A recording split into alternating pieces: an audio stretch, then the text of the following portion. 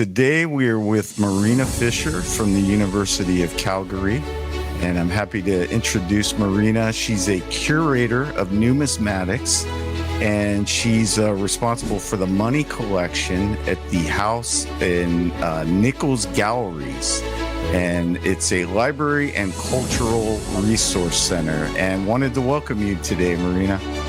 Thank you for having me. I'm really excited. Yeah, no, we're real excited to talk to you. As you know, we've had some ancient biblical coin experts on, but this time we have it. Tell us the room you're in right now, Marina. Where are you at here? Talk to us. This is the research area for numismatics, and I will actually show you. This is where we keep the collection. We call it the vault for a reason. And this is where all of our collections are stored. All the coins, like here you can see, all the coins, like everything, our work area as well, our cabinets. So this is our vault at the University of Calgary.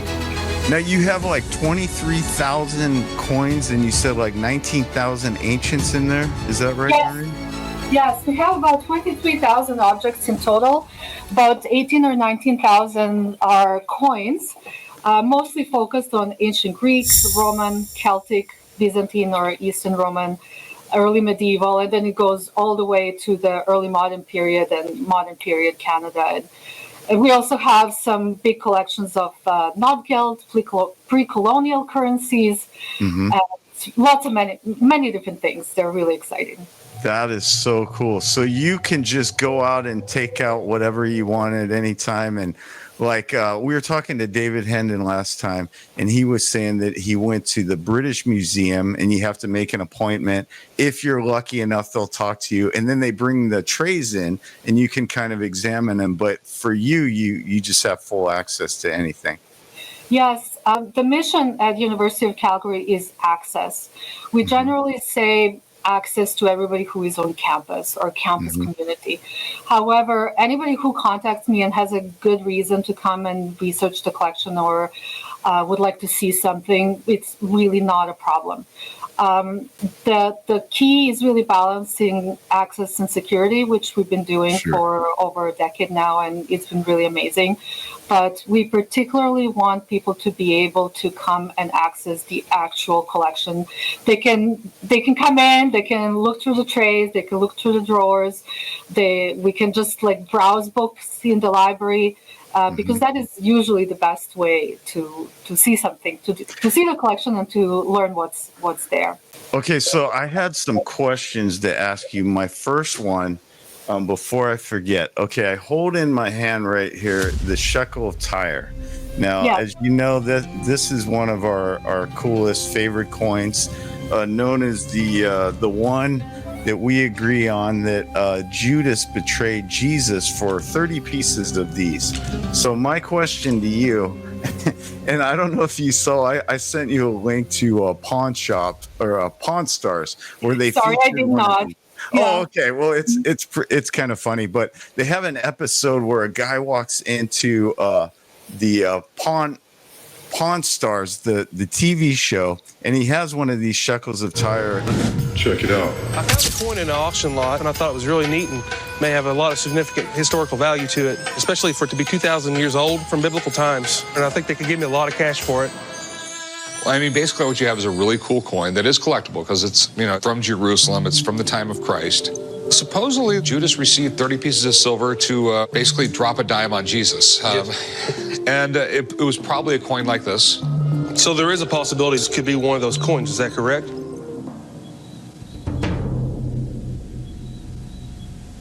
No. The odds are highly against it. They made millions of them. Sure. Okay. But there's still a possibility. It's however minute. Okay. His contention is, could this one right here in my hand be one of the 30 pieces of silver that Jesus was betrayed for? Like, could this be one of them? Well, I wouldn't bet that it's the actual one of them. However, I do believe, based on my research, that these shekels of Tyre were the pieces that were given to Judas as a payment. Yes. The New Testament only refers to the pieces as silver. But we do know that Tyrian shekels were the coinage of the highest quality silver, the highest regarded coins in the region. And we also know that these were the only coins that were accepted by the temple in Jerusalem for annual payment, tax payments, like all of the other payments. So when we are told that Judah was paid by the priests, well, where did the money come from? It had to come from the temple treasury. And if it had come from temple treasury, it had to be the shekels. Yes. We usually have half a shekels and full shekels, but I believe that he was paid in full shekels. And I even have, not to get too like indulgent, but I do have this one is like an eighth of a shekel, like I discovered, ancient coins. And there's a parable where Jesus says, if somebody loses their money, you're going to go through your house and you're going to dig everywhere and clean up the place till you can find that coin. And this one definitely makes that clear because it's so little, this, eighth of a shekel. So, okay. Actually, I wanted to show you some from our collection, and I also wanted to show you some of the props that I have for my classes. Is that okay? Yeah, let's do it. Okay. All right, you're heading into the vault. All right, so we have Marina is heading into the vault, and apparently she has something from the collection that she's going to show just our viewers here today. And here she comes. She has a tray, and if you're enjoying this, please remember to like and subscribe.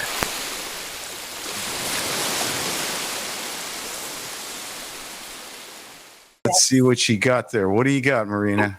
So this is actually a tray that I just took recently to a class. It's not really nice. All the labels are gone and stuff need to be put back in order. But I have it because I know we were going to talk about this.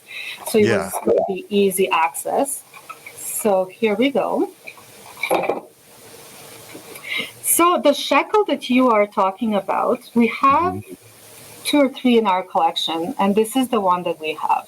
It is beautiful, absolutely beautiful. Maybe I can grab some of those slides and place them up there afterward. We'll get those from absolutely. And here's the back of it, and it's really clear and shiny. Sorry, the camera doesn't do it justice. We have also a half a shekel.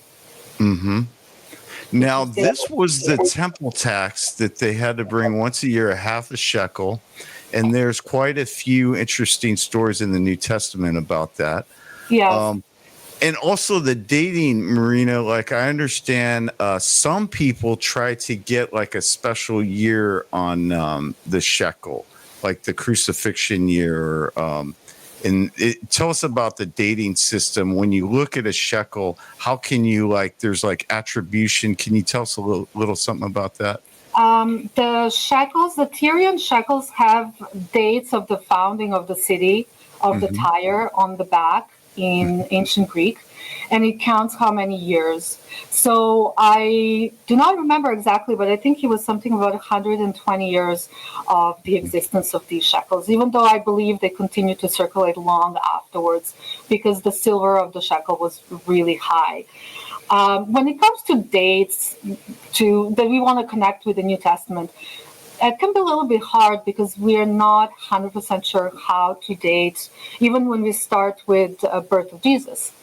So we do have a really interesting clue that tells us that there was a big census, which was essentially a recording of all the citizens in Luke. Yes, there's a mention of that. And now, because we're in the month of December, this was Caesar Augustus, another coin that I was excited about.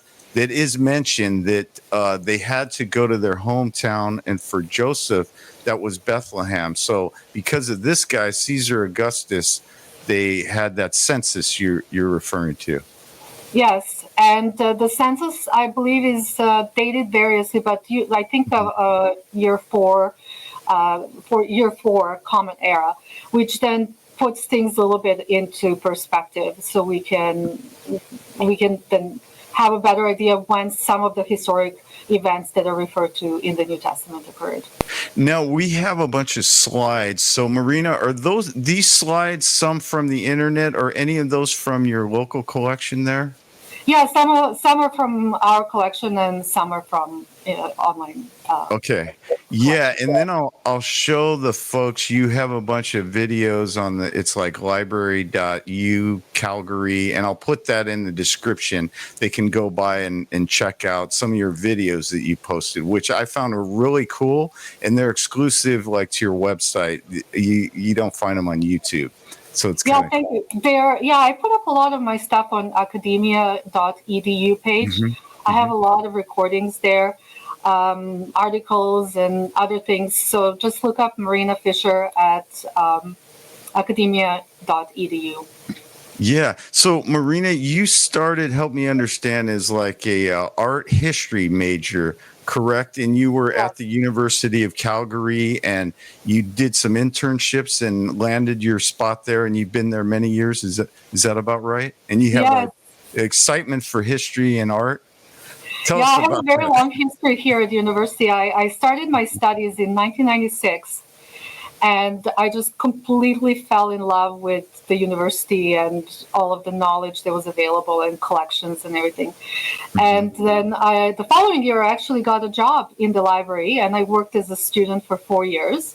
And then I got a permanent position with the library, and I've been with the library moving through different departments over the years. And I've been working with nickel collection or nickel numismatic collection since 2014. And it's been truly an incredible pleasure. I just want to say right at the beginning that looking at material evidence from the biblical period is really, really, really exciting. We have archaeological material, but I find that coinage hasn't really been explored enough. Yes, we do have coinage that was mentioned in the New Testament that we directly connect with historic Jesus, and I will talk about those as well. But I think it's also important to look at the bigger picture and what money circulated in Judea at the time, and where did it come from, how did it look like, what material was it made out of, what the sizes of these things. So that's what I like to do, is go through the coinage that was used in the area and look at them more closely to better understand the people who live there, the culture, how did their economy work, but not just economy. Looking at coinage is really important to me also from the art history perspective, from the imagery. And because we can learn so much about different cultures and different periods just by looking at the iconography or studying the images. Yes. That's really cool how you have that history background. So when you look at certain coins like a Syracuse or a Greek or Roman coin, it strikes something historical.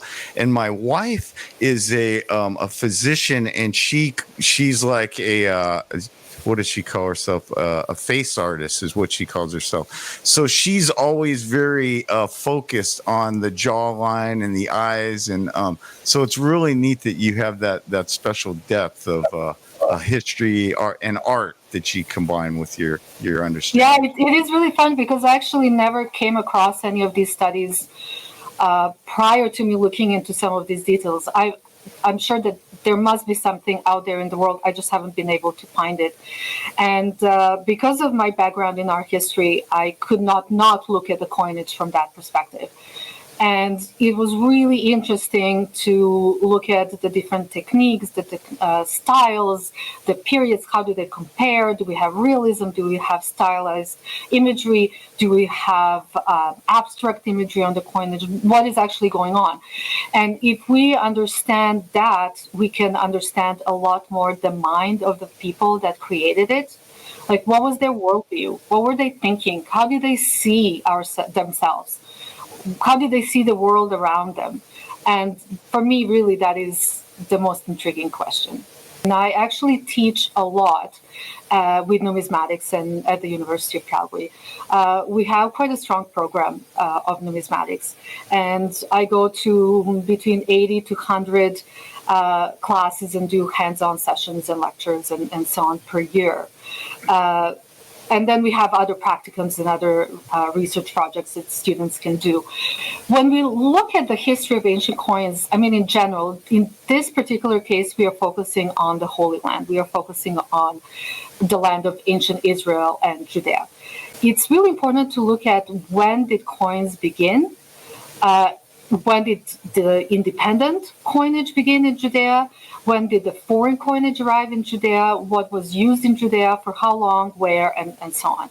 So in this talk, we're going to look at through some different periods, and I will talk about different coinage that is really important for that particular area.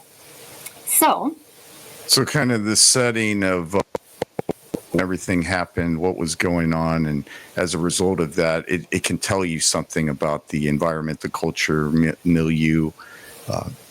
Yeah, and we will start with the Persian Empire, and we will end with the second revolt against the Romans. I do like to start at the very, very beginning. This is really important to me because I was always very bothered when I was reading something or studying something or listening to other people talk, and they would just sort of like start in the middle of the topic without maybe considering that people have no idea what they're talking about. But even if they do, I think it's really important to look at the very, very beginning, because the beginning is usually very different than what happens at the end. And I find that the beginnings are usually more honest, more true, and more better to understand what the initial idea, what the initial mission was. And I find it's very similar thing with the coinage across the world, and especially here when we deal with Judea. What kind of money was available in the Holy Land prior to the introduction of coinage? We sometimes forget that coins did not exist always, forever, that there was the time when coinage was invented and introduced into the Mediterranean cultures. And that is in the middle of the 7th century BCE. From that point on, it spreads across the Mediterranean through the Greeks, and then it makes its way back to the Near East, to the modern-day Turkey, and then it really spreads and starts working there. But I want to emphasize that all coins are money, but not all money are coins. So we have money that was used in the Holy Land prior to it. And we have the Old Testament text that can help us with it. Right here, I have just a couple examples. One is about Abraham and the other one is about Moses. And they're looking at the actual references to the values of exchange or the weights. So we have references to the words shekel, beka, talent, skera, and others, but it's really important to remember that these are not coins. We do not have coins yet. Coins will arrive later. What they're referring to is the weight. So in this particular example, where we have when Abraham's servant first saw Rebekah, the future wife of Isaac, he took a golden earring of 1/2 shekel weight and 2 bracelets for her hands of 10 shekels weight of gold. In this particular translation that I'm using, the translators were wonderful, and they included that clarification to say that that was a weight. In other translations, the word only appears as a shekel, and sometimes people can think like we're already talking about coins, but that is not the case at all. What we are talking about is jewelry. Money or currency as jewelry. And this was a really common practice in the ancient world, in Near East specifically, and I believe into the modern day, where we have jewelry, specifically bracelets and earrings, kind of associated with certain weight, not exact, but approximate weight, so that when people were paying for something or exchanging, goods, they would know approximately how much value was in each bracelet made out of silver or gold or so on, or earrings. And we do find these a lot in the buried hoards in the Holy Land, which I will show you as well. So, and the second one here about Moses is, again, he's talking about the tax that has to be paid, and he's talking about a half a shekel that had to be paid by every Jewish male over the age of 20. So the bottom line is there were no coins at this time. It were only the standards of weight. So basically just like our grams, kilograms, and tons and so on. Yeah, and it wasn't until like, what was it, like 700 BC or something around that time that we found our first minted coins. And yeah, up to about that point. 650, 625 BC. Yeah, we're still arguing about dates, but yeah, hopefully we'll have more information in the future. I love archaeological evidence in material culture because we can talk about things forever. But when we actually see things with our own eyes, or if we can even hold it in our own hands, it changes the story completely. And this is the case here with what we see in this particular slide with it's a hoard. That basically means it's a treasure. Anything like 2 to 3 plus pieces of metals or coins that were buried and found together, they're called a hoard. And this is one that was found in Samaria. So this is the hoard from Samaria. So those were the pieces of silver that were found buried. And they're now in the Israel Museum. But what is particularly interesting is what we see here. And right at a glance, we can see it's a really complex economic and cultural system. We have ingots of silver. We have jewelry. We have earrings. We have coins as well, which is particularly fascinating. You can clearly see earrings. They're like the round pieces. And we can see coins that are cut up. Right here at the top, we see one coin that was cut up. And we see on the right top side, we see a coin that was cut up. The detail of the coin is a branch of olive tree with the olive fruit, and there's a crescent moon right next to it. A little bit of an owl is showing. So we know exactly what the coin is. It's the coin from ancient Athens from the 5th century BC for a while. And we know that coin was highly revered because of its high quality of silver and the high purity of silver. Like I believe it was something like 98% plus purity of silver. And because of that, they were highly regarded. Is that the Athenian owl that we see so often that's like really popular? Yes. Okay. Okay. So we believe that Athenian owl coins, which I will also show you, were the very first international coins. And when we talk about international, we're talking about the Mediterranean world. That they were the first coins that really crossed the walls of these independent city-states and crossed into different regions and really faraway lands. So even though Athens was in Greece, modern-day Greece, we find them in Egypt, we find them in Levant, we find them in Israel, Syria, we find them in Iraq, we find them everywhere. And we know that these coins circulated very widely. So when we look at this hoard, we can see something really interesting, and that is the coins already existed. The coins were already in circulation. These Athenian coins definitely existed. And what is interesting is that they were not treated as coinage. They were not treated as designated denominations or certified pieces of metal. They were treated just as weight of silver. And that's why they were cut. So we know basically by that time that the coins are not used in circulation as they're supposed to be used, but they're used just as pieces of metal. So let's look at what happened before Jewish coinage.